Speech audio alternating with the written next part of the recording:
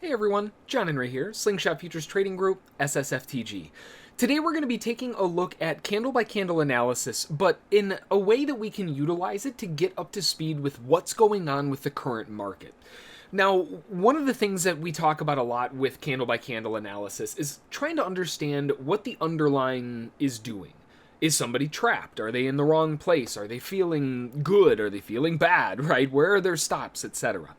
Now, obviously, this is all just guesswork, but when we can really confirm it by building context previously that we can prove, we can then project that forward to kind of derive a current story as to how we should approach the markets. So let's take right now as an example. Generally speaking, if I want to derive a candle-by-candle analysis mentality, I want to go backward probably a good like 10 candles or so. So again, let's bump this further forward and we'll throw this at about 750. And then we'll go 1, 2, 3, 4, 5, 6, 7, 8, 9, 10. And this is a 15-minute chart, so 1, 2, 3, 4, 5. We'll do an extra couple in there just to get things going. Now, one thing that is fairly obvious when we're starting off from this perspective is that we have a relatively strong drive to the downside, but when we zoom out, it's actually not really that strong of a move to the downside. It's just a nice little potential pullback and an otherwise nice, sturdy rally to the upside. So, one thing that stands out here is equidistance, right? Over and over and over again, it seems like the market shoves down and then goes screaming back to the upside. The market shoves down and it goes screaming back to the upside. Now, if we're looking at this from a percentage basis, let's go from the top to the bottom. That's about, well, you can just use ticks. That's fine. It dropped 793 ticks. This one right here was 543. We've got the next drop to the downside, which is 717. And just so that we've got it, that little initial drop was actually 613. Now, as it stands, where this market is at the moment, we've got 479. So if the market is going to have a value pullback, then realistically, it would make sense that we look for a near-term 543 to an extended term 793, and a middle term, dragging that same one up there to give us a balance point, gives us a zone of interest somewhere inside of right there. Get that back over there. Get that back over there. Widen this out for the little extra zone down there. And that's going to be our zone of interest that we should see the market find some kind of responsiveness. So that's going to be the initial objective going in.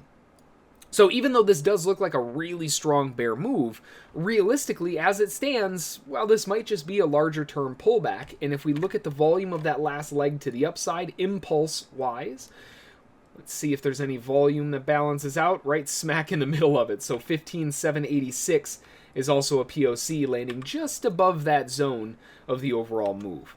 So when the market starts pulling back and we see this supportive nature coming in, this gives us a little bit of an idea of, okay, well, the bulls are obviously trying to buy into this. We don't know if they're going to win yet, but, I mean, look at the response on that candle. It's very obvious that there was some... It could have been bulls buying, it could have been shorts taking profit, doesn't matter. There were buy orders that hit down there, otherwise that candle wouldn't look like that. Now, generally speaking, after that kind of hit and that kind of response, noting how big of a zone of interest this is, it's very likely that we see at least a little bit of a bounce, but this has a lot of momentum to the downside. We do get a little bit of a bounce.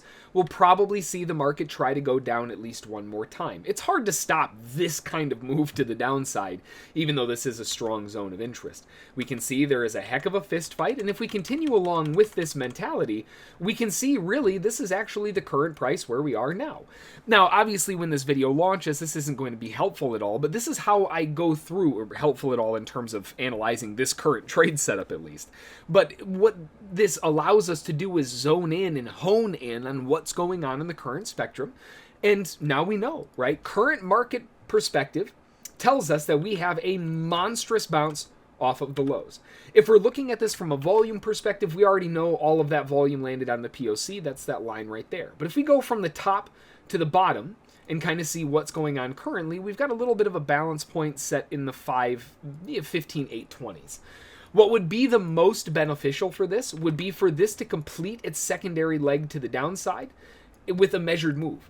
Because look at where it puts it from a measured move perspective. That puts it in the hot spot. Now, what we would really like to see is another one of these candles, but realistically, we've got to be kind of cognizant of what's going on here. I mean, we've got a really strong bounce out of this zone. The bulls are defensively buying it. Yes, we have a really strong bear bar, and if they can get the leg down, we've got a zone of support down here that we can play off of. But realistically, if we start seeing higher lows, this really strong bear bar ending up being a trap, those types of things, then the bulls might already be in, and they're simply just re-upping with these higher lows, continuing the trend to the upside. So it's a really good way to kind of figure out, where are we, right? I don't know where we are, so let's figure it out. Go back 10, 15 candles, and then look at it. Go candle by candle, zoom out, and get some analysis. Where are we? Is the market showing responsiveness where you expect it to? Yes. Check mark, then we know that we're on the right path. That's what I mean by proving it along the way. We're demonstrating, okay, this is what we expect to see, but did it do it? Oh, well, yes, it did. Okay, now we have something to go off of. We know that we are on the right track, and then we can analyze from there.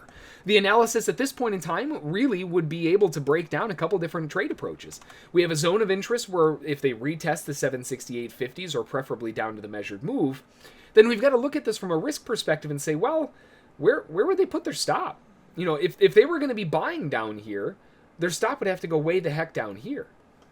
This could very easily be why they're buying here, right? Look at this from a common sense standpoint. Nobody wants to risk way down to the bottom.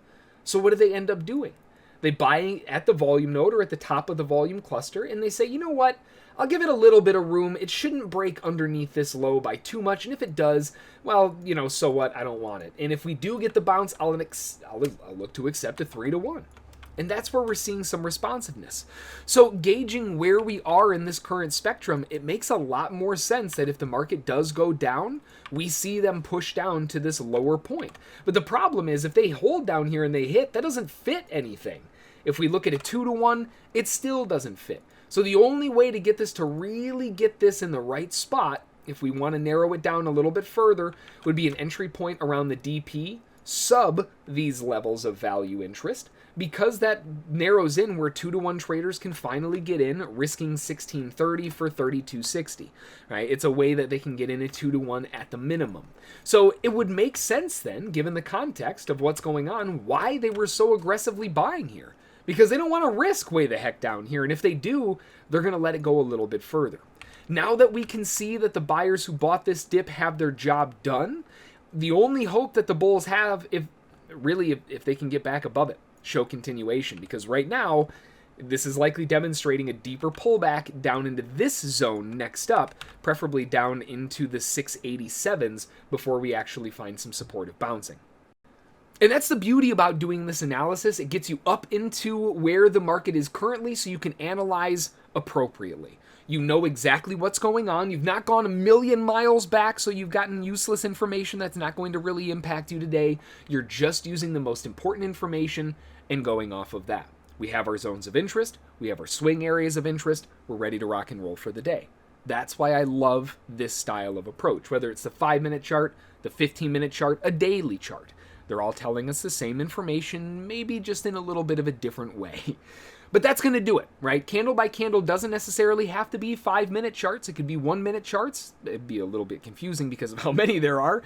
It could be 60-minute charts. But the importance here is understanding and gauging what the underlying is doing and then proving it, right? Requesting from the market that they show that you're on the right track. And if you are, then you can follow along with it.